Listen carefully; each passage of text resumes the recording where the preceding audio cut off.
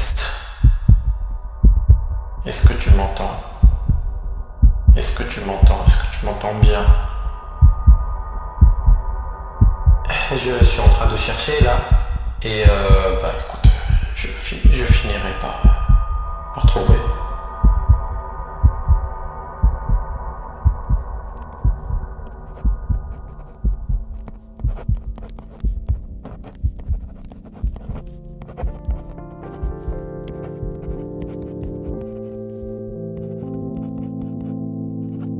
L'écriture est une manière de vivre. L'écriture pour moi c'est un moyen de vivre, survivre, voilà. Devant mon incapacité à mourir, je n'ai pas d'autre choix que de vivre.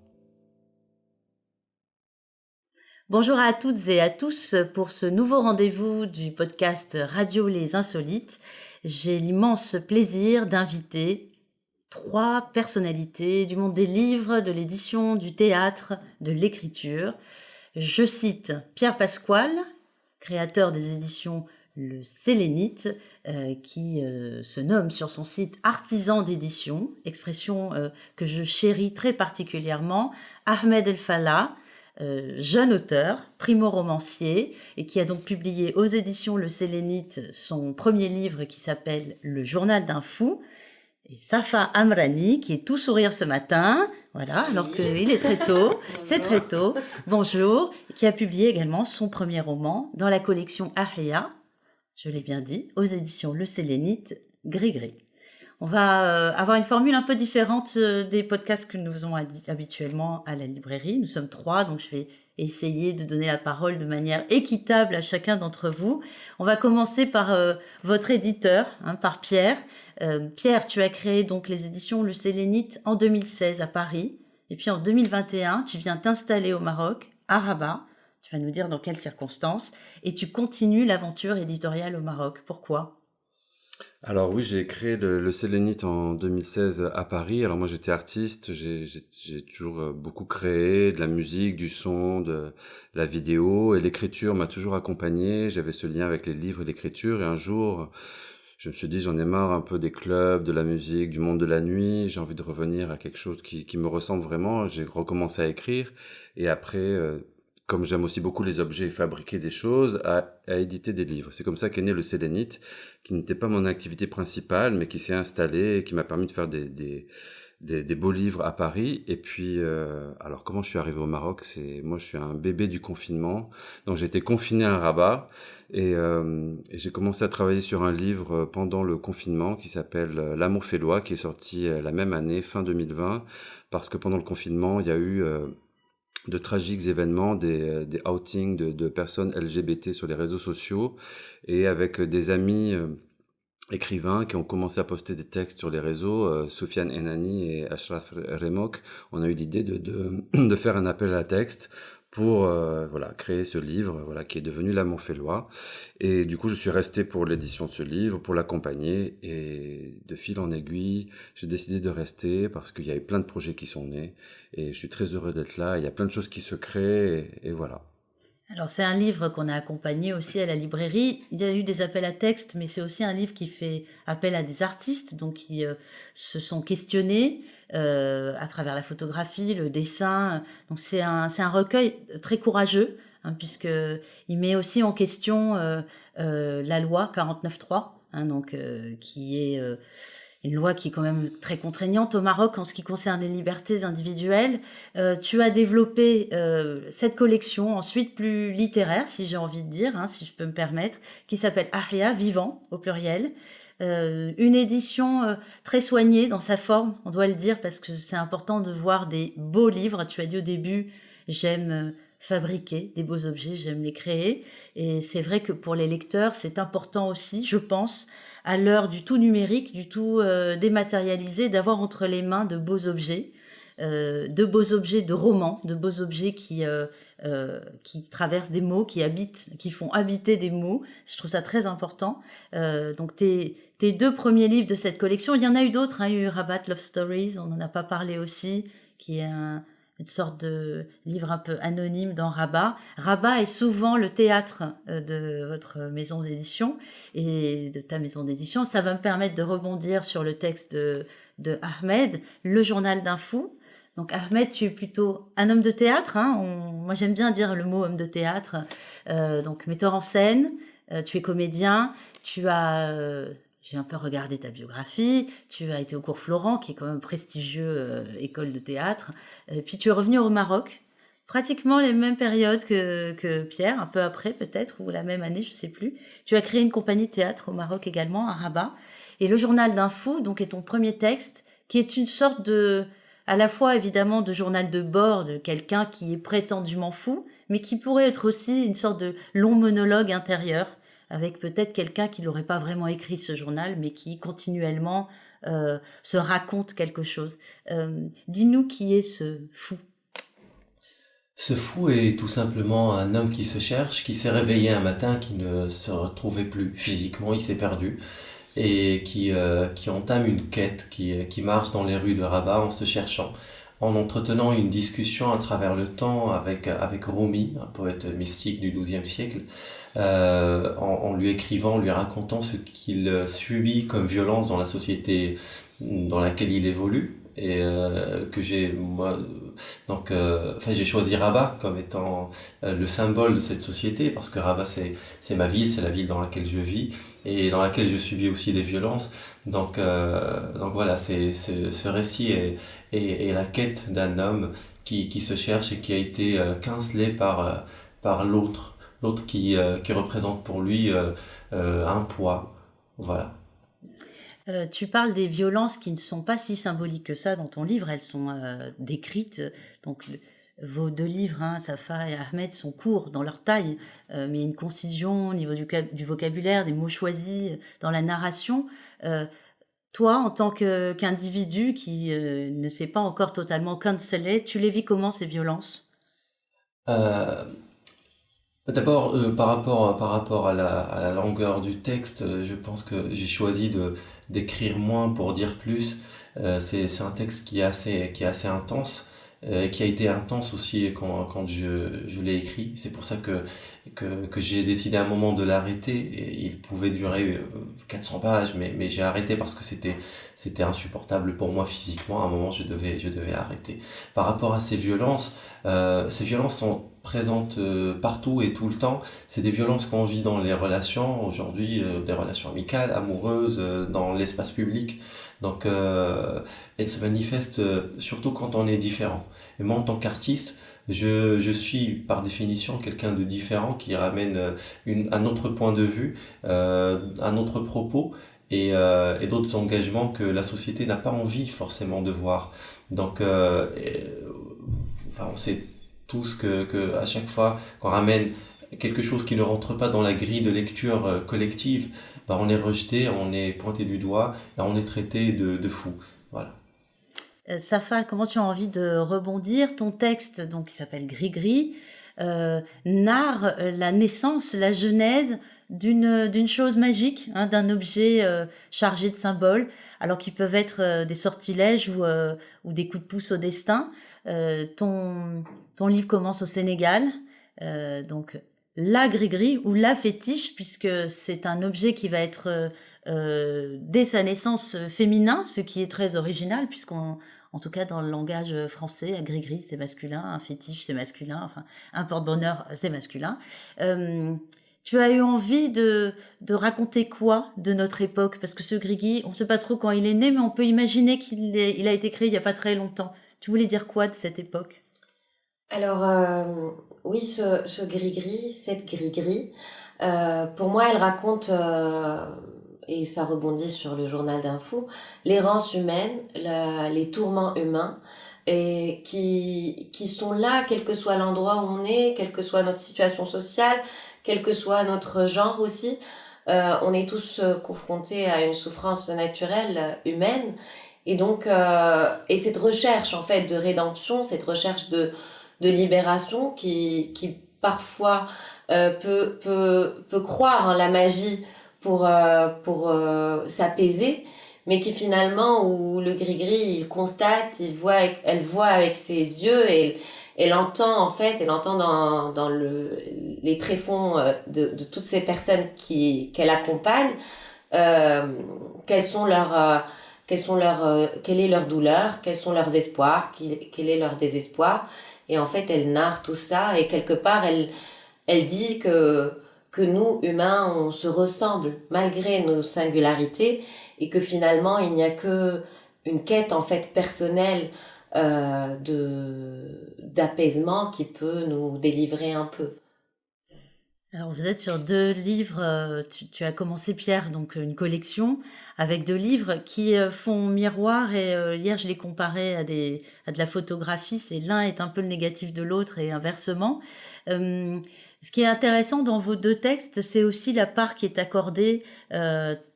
Ahmed, tu parles de normalisation finalement des sociétés, quelles qu'elles soient, hein, parce que chaque contexte crée ses propres normes.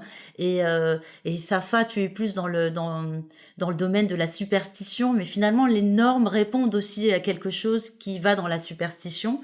C'est pour ça qu'elles se figent au bout d'un moment, qu'elles se cristallisent. Et ce qui est intéressant dans ce que vous venez de dire, c'est on se sent différent, mais finalement, si on laissait la parole à chaque individu une fois qu'il est délivré des normes et de ses superstitions, il pourrait probablement dire qu'il lui aussi est différent de tous les autres. Donc on est chacun singulier. On est peut-être, Pierre, tu peux peut-être rebondir, on est peut-être chacun artiste, et on n'a pas trouvé tous notre manière de nous exprimer. Alors oui, moi je crois beaucoup en la création. Pour moi, chaque être humain est un être créateur. On appartient au monde par la création, parce qu'on a un regard déjà. On a tous un regard singulier qui nous permet de créer un monde particulier. Pour moi, il y a autant de mondes que d'êtres humains. Donc il y a autant de livres différents que d'êtres humains. Chacun pourrait écrire son livre. Il y en a qui choisissent de coucher sur un ordinateur ou sur le papier. Ce qu'ils sont, il y en a qui appartiennent. Leur création appartient au monde. Voilà, moi je crois en la création. Et quand je dis création, ça signifie poésie, et donc ça signifie vie. Ça veut dire appartenir, être des grands vivants, des humains présents pleinement ici. Et la littérature permet d'appartenir vraiment avec authenticité au monde. Et moi je crois à l'écriture, je crois à la littérature, je crois à la création, je crois à la jeunesse, je crois au souffle, je crois à la vie. Et on a besoin de remuer, en fait. Il faut un impact. La littérature, il y a plein de jeunes qui pensent que c'est pas pour eux, mais c'est un impact, c'est un souffle, c'est la vie, c'est eux, en fait. Et quand ils voient des jeunes écrivains et tout ça, c'est important de voir des jeunes écrivains, des jeunes autrices qui s'emparent de tout ça. Et il faut mélanger aussi les techniques. C'est pour ça que moi, j'aime bien aussi faire à côté aussi, je fais aussi des podcasts, il y a des portraits sonores. Le dernier portrait sonore, c'est Ahmed, ça s'appelle le journal d'Ahmed. Peut-être qu'on pourra en mettre un petit bout à la fin, je sais pas, de votre podcast. Avec Diffuser plaisir. un petit bout du portrait C'est Franck qui d'Ahmed. nous donnera l'accord. Voilà, c'est lui le peut-être que master of Franck, ceremony. Et donc voilà, il faut que la littérature rentre dans l'espace public, il faut qu'elle redevienne jeune, il faut mélanger les techniques, il faut que le livre aille dans l'espace public, il faut que la voix, les voix, il faut tout ça, il faut faire des livres audio. Donc on va faire des livres audio après aussi avec Ahmed et Safa, ils devront lire eux-mêmes leurs livres. Donc il faut que la voix authentique prenne sa place, il faut qu'on parle, et puis qu'on vive vraiment, il faut qu'on ressente. Et tu parlais des livres et des objets. Moi, si j'aime les beaux objets, c'est parce qu'un livre, c'est aussi sensuel. On a besoin de contact, on a besoin de toucher, on a besoin de ça, on a besoin de nos sens. Oui, notre c'est un sensualité. peu comme c'est une personne, un livre. On a besoin Ouais. de le faire tomber par terre, on a besoin de voir s'il nous résiste, s'il prend l'eau, le sable, voilà, il y a plein de choses. Et c'est vrai qu'on a tendance à imaginer que le livre est un objet un peu réservé à des initiés. Or, on peut tous être des initiés. En fait, moi, je n'abandonne jamais, depuis que le lieu a été ouvert, cette notion de faire partie de quelque chose. Mais c'est une grande partie, en fait. Il n'y a pas d'élitisme qui exclut. Au contraire, c'est un élitisme qui voudrait faire rentrer plus de monde. Quand tu as rencontré, et d'ailleurs, on ne sait pas comment, mais... quand tu as rencontré Safa ou Ahmed et qui t'ont soumis leur désir d'écrire, parce qu'écrire une première fois, c'est différent d'être un écrivain rompu, si je puis dire, aux méthodes d'écriture. Qu'est-ce qui t'a séduit dans leurs textes ? Peut-être chez eux aussi, mais voilà, qu'est-ce qui t'a plu ? Tu parles de jeunesse, c'est pas suffisant pour faire un bon écrivain ni un bon livre, on est d'accord. Qu'est-ce qui t'a pu te plaire chez eux ? Et vous allez me dire la même chose de votre éditeur.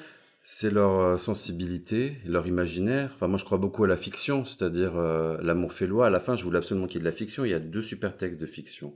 Et après ça, je me suis dit, je veux rentrer dans la fiction. Je crois à la recréation permanente de qui on est. Et que ce soit Safa ou Ahmed, ils se réinventent. Ils sont multiples, ils sont très sensibles, ils sont authentiques. C'est-à-dire, moi, je crois aussi à l'authenticité qui avoue que nous sommes faillibles, que nous échouons, que nous sommes seuls, et la littérature sert à ça, à assumer en fait notre fragilité. Pourquoi toujours on est dans une société qui nous pousse à être des stars, à faire du storytelling, à être parfait, à avoir un discours, mais acceptons de ne pas savoir, acceptons d'échouer, acceptons d'être très fragiles. Et dans la littérature, et que ce soit Gris-Gris ou le Journal d'un Fou, ce sont des aveux d'échec et d'espoir. Donc, acceptons d'échouer pour enfin accepter de peut-être un jour réussir aussi, mais vraiment. Oui. Safa? Alors, pour moi, en fait, cette rencontre avec Pierre, ça a été un tournant quelque part parce que moi, je suis de formation ingénieur, je ne suis pas prédestinée forcément à l'écriture ou la publication. Je n'ai pas baigné dans l'art, enfin, durant ces premières années de ma vie. Et du coup, je ne me ressentais pas la légitimité, en fait, de m'incruster dans ce monde-là, qui est un monde fascinant, qui m'a toujours attirée, mais qui pour moi était étranger et lointain, finalement. Et en fait, Pierre a quelque chose de très bienveillant, de très humain, qui ouvre la porte, en fait. Et finalement, pour moi, c'est qu'il m'a vraiment, avec beaucoup de bienveillance, encore une fois, beaucoup d'attention et d'écoute, ouvert cette porte de ce monde que je ne connaissais pas. Et malgré le fait que l'écriture m'a quand même accompagnée, mais ça a été toujours en marge de tout le reste de la vie. Et du coup, il a ouvert cette porte et il l'a ouverte vraiment grand.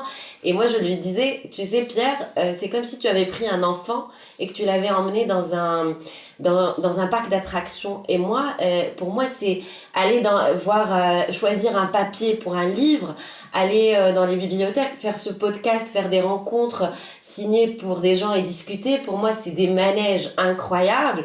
Et vraiment, moi, je suis très reconnaissante de cette humilité et de cette générosité qu'il a et de cet amour, ce qu'il dit très bien, pour la création, en fait. Et Ahmed, toi qui viens du théâtre? Alors, pour moi, cette rencontre était incroyable parce qu'avant que Pierre ne soit mon éditeur, il est d'abord mon ami et je pense que c'est l'ami le plus proche que j'ai aujourd'hui. Lui, il a été confiné au Maroc en 2020 et moi, j'ai été confiné à Paris. Voilà, donc quand je suis rentré au Maroc, quand le Maroc m'a autorisé. Oui, c'est plutôt comme ça. C'est ça, en hein. fait, Nous avons circulé sur revenir, autorisation. Exactement, de revenir tout simplement chez moi. Je suis rentré, on s'est vu chez une amie en commun qu'on a, c'est Zeina Fasseri. On était chez elle à la maison et c'était la première fois où on se rencontrait. On la salue. Parce qu'elle est venue aux Insolites aussi, elle était dans l'amour fait loi, on la salue. C'est une personne qu'on chérit particulièrement. Et c'est une grande artiste aussi. Du coup, on s'est rencontrés chez elle et après, on s'est plus lâché. Je me rappelle, sur le chemin du retour, on a beaucoup parlé d'écriture, de littérature. J'ai dit à Pierre que j'écrivais. Donc, voilà, quand Pierre sait que quelqu'un écrit, il propose un rendez-vous. Après, voyons-nous, parlons. Et après, une très belle amitié a pris place et depuis quelques années maintenant, on se voit pratiquement chaque jour pour parler de tout et pour créer, pour rêver.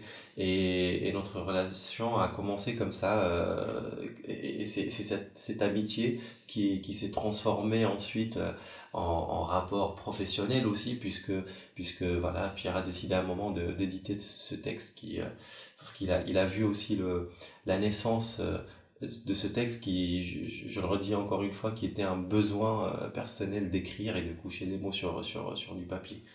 Voilà. Je rajoute un tout petit truc, le côté artisan que tu aimes bien, c'est ça aussi, c'est-à-dire moi je ne peux pas éditer un livre de quelqu'un qui m'envoie un manuscrit que je ne vais pas rencontrer, de vendre quelque chose, il faut que tout soit connecté, l'humain, la création, et que ça se fasse naturellement. Il faut que la vie nous amène, il faut qu'on retrouve ça, c'est-à-dire qu'on recule un petit peu, nous en tant que créateurs et que personnes qui présentons les créations, qu'on recule pour montrer l'exemple, à revenir à des choses qui sont logiques, pleines de sens, parce que finalement, on les fait sans décider de les faire parce que la vie nous amène à les faire. Oui, c'est intéressant, je vois un peu les choses de la même manière.